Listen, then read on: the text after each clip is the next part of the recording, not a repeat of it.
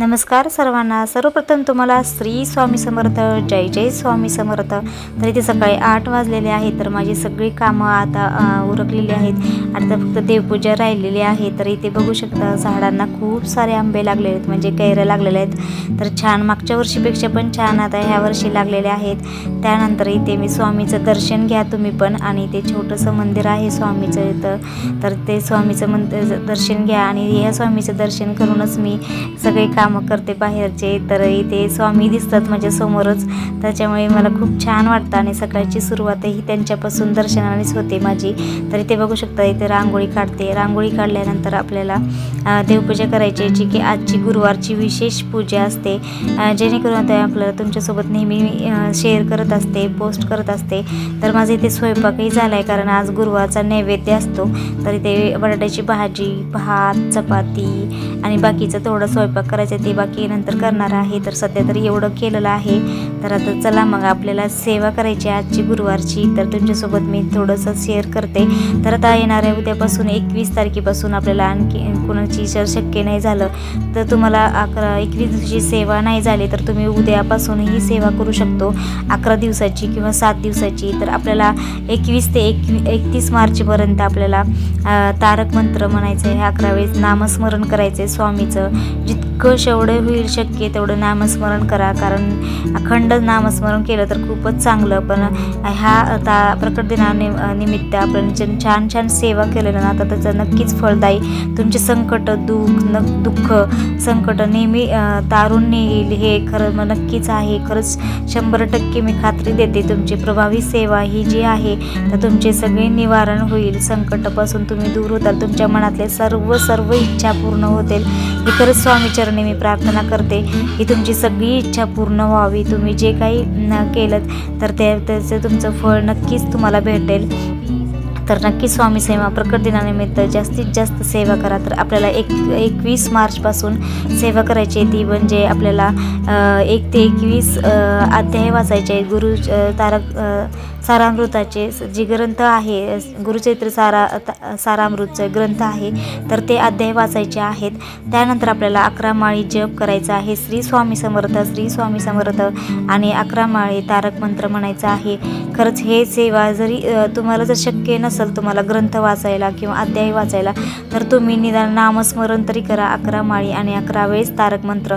हे तुम्हाला हार्डली 20 मिनटं ते 25 मिनटं लागतील, तेवढा वेळ सकाळी संध्याकाळी एक वेळ ठरवून तुम्ही करा। खरंच तुमची प्रभावी सेवा तुम्हाला घडवून जाईल।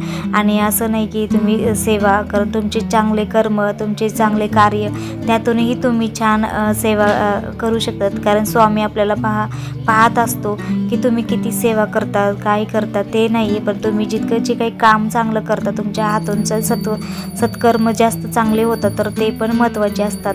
तर बघू शकता इथे छान माझा अभिषेक झाला। आज विशेष पूजा असते, जे प्रत्येक गुरुवारी मी अभिषेक करत असते स्वामींचा। साधा आपलं कच्चं दूध असतं, तर त्याने मी स्वामीचा आज अभिषेक केलेला आहे।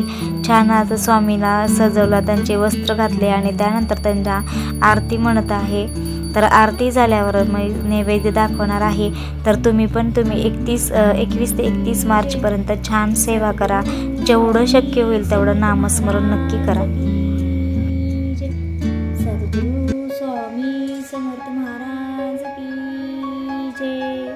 त्यानंतर स्वामींना असं नैवेद्य दाखवलं आहे। आज गुरुवारच्या विशेष सेवा झाल्यानंतर आपल्याला नैवेद्य दाखवायचा आहे।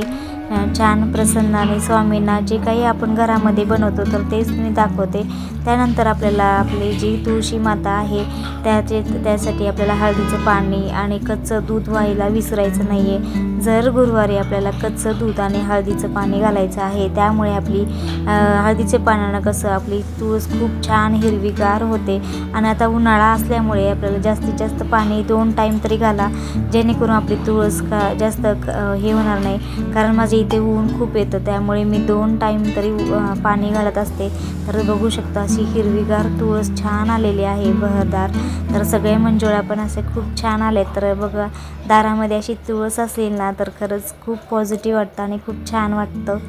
तर तुम्हाला एक जपमाळ कशी करावी हे मला एका ताईने विचारलं होतं की ती जपमाळ कशी करावी हे सांगा, तर मी ते आज सांगत आहे. तर सर्वप्रथम आपल्याला आसन घ्यायचं आहे. आसन आपल्याला फरशीवर बसायचं नाही आहे, आपल्याला आसनवर बसूनच आपल्याला जपमाळ करायचं आहे. सर्वप्रथम आपल्याला आसन घ्यायचं आहे, त्यावर आपल्याला बसायचं आहे.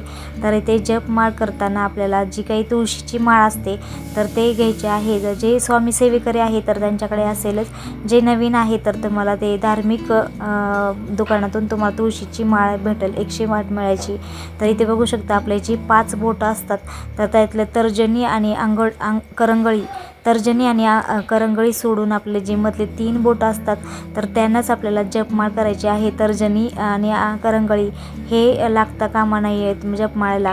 तर इथे बघू शकता मी तुम्हाला असं दाखवते करून की आपल्याला माळ कशी पकडायची. तर बघा इथे मेरुमणी आहे, मेरुमणी सोडून जे आपले खालचे मणी असतात तर ते 108 मणी आहेत, 108 मणी इथे बघू शकता. तर इथे मेरुमणीला आपल्याला कधीच ओलांडून जायचं नाही आहे जपमाळ करताना, तर ती तुम्हाला मी असं प्रॅक्टिकली दाखवते. आता बघू शकता मी कशी पकडले. जे आपले जी आपली अनामिका आहे आणि अंगठा त्यामध्ये आपल्याला माळ पकडायची आहे आणि मधल्या बोटाने आपल्या साईडला ते मणी घ्यायचे आहेत, आपल्या साईडला घ्यायचे आहेत. बघू शकता जे अनामिका आहे आणि अंगठा ह्याने आपल्याला माळ पकडायची आहे आणि मधल्या बोटाने आपल्याला अशी माळाची मणी आहे ना ते एक एक मणी आपल्याला आत घ्यायचे आहेत आणि एक एक मणी आत घेताना आपल्याला श्री स्वामी समर्थ, श्री स्वामी समर्थ, श्री स्वामी समर्थ असं म्हणायचं आहे. तर बघू शकता हे पूर्ण जप झाली की ते आपल्याला परत ती अशी मेरुमणी सोडून आपल्या ह्या साईडने घ्यायचं आहे, मेरुमणी ओलांडायचा नाही. तर मेरुमणी ओलांडून म्हणजे आपल्याला जे काही चुका आहेत ते प्लीज करू नका अशा प्रकारे. तर अशा प्रकारे मेरुमणी आपल्याला सोडायचं, तिथून पकडायचं आणि तिथून पुढे आणखी परत तेच श्री स्वामी समर्थ, श्री स्वामी समर्थ असा जप करायचा आहे. तर आपल्याला ह्या 5 बोटाच्या जी ती 3 बोटं आहेत ते मधले म्हणजे अनामिका आणि अंगठ्याने पकडायचं आहे आणि मधल्या बोटाने आपल्याला आतमध्ये घ्यायचं आहे. तर ते असं तुम्हाला समजलं असेल, तर आहे तुम्हाला खरंच असं समजलं असेल. त्यानंतर आपल्याला जपमाळ करण्याच्या पहिलं आपल्याला जी माळ आहे तर ते आपल्याला कपाळाला लावायची आहे, त्यानंतर दोन्ही डोळ्याला लावायचे आहे आणि माळ पकडताना आपल्याला नेहमी आपल्या नाकासमोर ठेवायचे, म्हणजे तोंडासमोरून ते आपल्या पोटापर्यंत. ती माळ जप करताना खाली फरशीला हात स्पर्श नाही झाला पाहिजे माळेचा, त्याशी तुम्ही दक्षता घ्यायची आणि पूर्ण अशी माळ पकडूनच आपल्याला पूर्ण 108 माळी जप करायचा आहे, ते म्हणजे 11 माळी जप करायचा आहे. तर तुम्हाला समजलं असेल की जपमाळ कशी करावी. विसरू नका. तर लाईक करा, शेअर करा, सबस्क्राईब करा. चला मग नेक्स्ट व्हिडिओमध्ये भेटू. तोपर्यंत सगळ्यांना श्री स्वामी समर्थ, जय जय स्वामी समर्थ.